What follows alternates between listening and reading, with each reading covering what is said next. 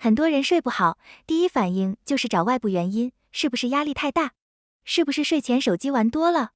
但有一类原因，几乎没有人检查过，你的睡眠系统从一开始就没有按照你自己的出厂配置在运行。如果你明明睡了7、8个小时，早上醒来还是觉得累，或者白天总有那么1、2个时段，整个人完全提不起劲，今天这期视频的某一段几乎一定在说你。这期视频我们不做常规科普，我们来做4项睡眠体检，不是早点睡，别喝茶那种你听烂了的建议，而是4个大多数人从来没查过的问题。看完这10分钟，你会知道你天生到底是早起型还是夜猫子，你吃的褪黑素可能完全用错了方向，你的睡姿可能每晚都在悄悄伤害你，还有一个全球10亿人患有，但80%人都不知道的隐形睡眠问题，你可能也在名单上。先问你一个问题，你有没有那种感觉，你不是不努力早睡，就是盯着天花板根本睡不着？或者反过来，晚上根本不困，但早上闹钟响了，整个人像被钉在床上一样起不来？如果有，我告诉你一个可能会让你松口气的事实，这不是你懒，也不是你意志力薄弱，这是你的基因决定的。在我们的身体里，有一段叫 PER3 的基因区域，它决定了你的睡眠类型。睡眠医学把人分成了4种：狮子、熊、狼、海豚。这不是什么性格测试，而是真实的生物学分类，一旦确定，基本无法改变。我们来逐一诊断一下。第一种，狮子型，你不需要闹钟就能在凌晨5、6点自然醒，晚上9点就开始犯困。你喜欢列清单，做事习惯按计划走。第二种，熊型，这是人群中的大多数。你的节奏跟着太阳走，朝9晚5的作息对你来说刚刚好，你最佳的工作窗口是上午10点到下午2点。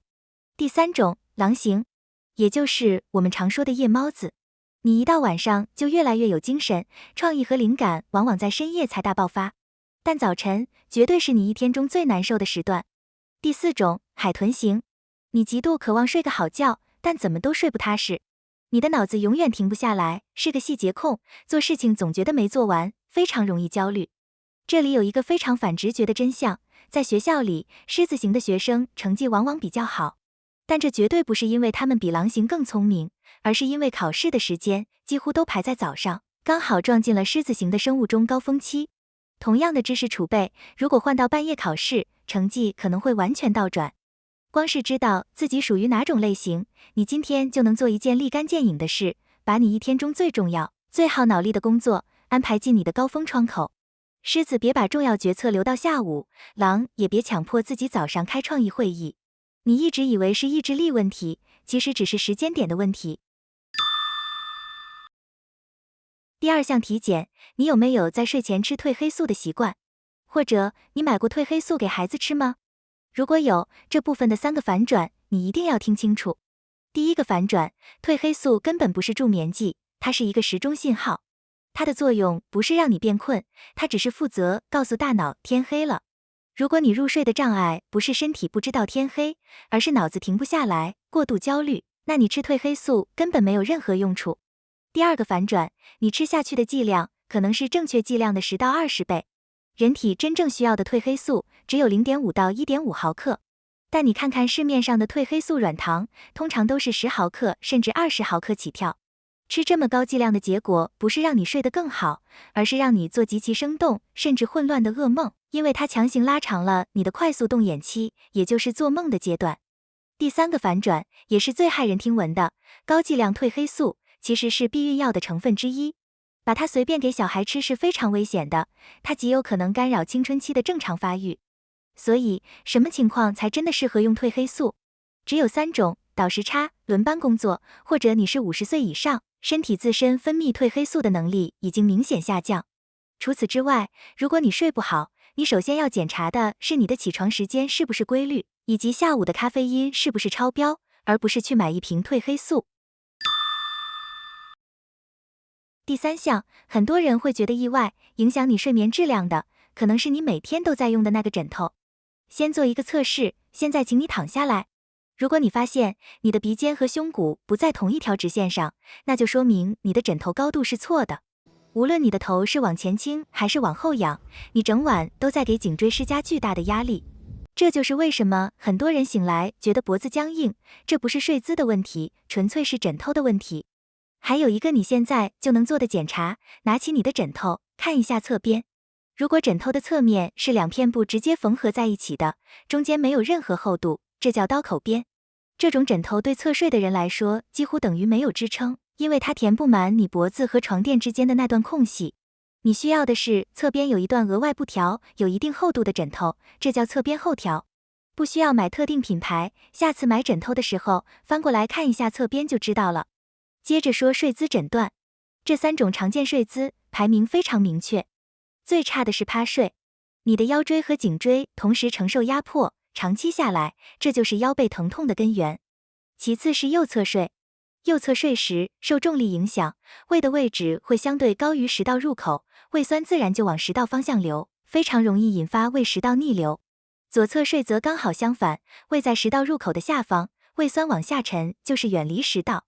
这就是为什么 Bruce 博士说 Right is wrong， 最好的选择是左侧睡。最后，关于温度，很多人睡不好，其实是因为太热，身体必须把热量散出去，才能进入深度睡眠。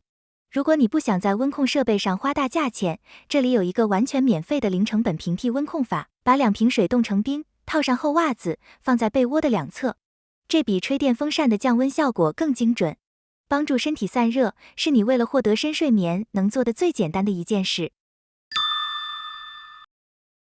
最后一项体检，我不希望你有，但如果前面的问题你都排除了，这件事值得你认真检查。